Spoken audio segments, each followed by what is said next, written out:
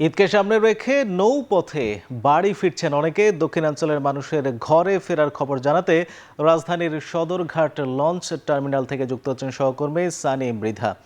Sunny, launch ঘাটে ভিড় কেমন দেখছেন? ভাড়ার বিষয়ে যাত্রীরা কিছু বলছে কিনা, কোনো অভিযোগ থাকলে বিস্তারিত জানাবেন।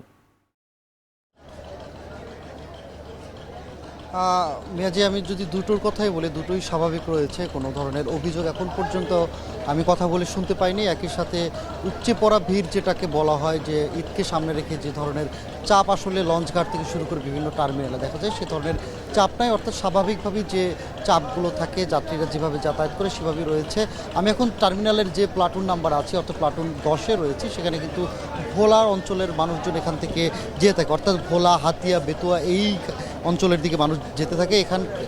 এখান থেকে কিন্তু এই যে লঞ্চগুলো ছাড়ছে, সেখানেও কিন্তু একই চিত্র, অর্থাৎ খুব বেশি না, স্বাভাবিক যে ভিড়গুলো থাকে সেভাবেই হচ্ছে। এখন পর্যন্ত কেবিন সংকট বা যাত্রীরা জায়গা পাচ্ছে না এমন কোনো চিত্র আমরা দেখিনি। সকাল থেকে এখন পর্যন্ত মোট বিভিন্ন অঞ্চলে, অর্থাৎ 30টির উপর রুটে 38টি লঞ্চ এখানে ছেড়ে গেছে বলে বিআইডব্লিউর পক্ষ থেকে আমাকে জানিয়েছে। একই সাথে ঈদকে সামনে রেখে দুটি আরও লঞ্চ ছাড়ার স্থান নির্ধারণ করেছে বিআইডব্লিউটি। অর্থাৎ যদি বলে বছিলা থেকেও কিন্তু এখন ভোলার যে যাত্রাপথের যে লোকজন আছে সেখানে নৌপথে যেতে পারবে। একই সাথে রূপগঞ্জের শিমুলিয়া ঘাট থেকেও কিন্তু লঞ্চ ছাড়ার পরিকল্পনা রয়েছে এবার থেকে, অর্থাৎ কালকে থেকেই সেগুলো চালু হয়ে যাবে। এর বাইরে যদি বলি, এই ঈদকে সামনে রেখে মানুষের ভিড় সামলানোকে কেন্দ্র করে কিন্তু 167টি লঞ্চ তৈরি রাখা হয়েছে। অর্থাৎ পর্যায়ক্রমে চাহিদা মতো যদি দেখা যায় যে লঞ্চের চাহিদা আরও বাড়ে, সে তুলনায় কিন্তু লঞ্চ আরও বৃদ্ধি করা হবে বলেও আমাদেরকে আসলে কর্তৃপক্ষ জানিয়েছে।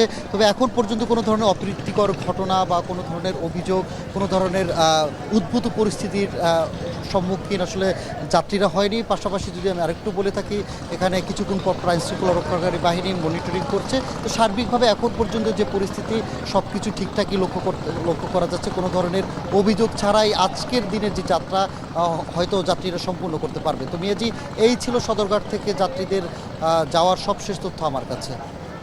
রাজধানীর সদরঘাট থেকেই যাত্রার সবশেষ জানাচ্ছিলেন সহকর্মী সানি মৃধা।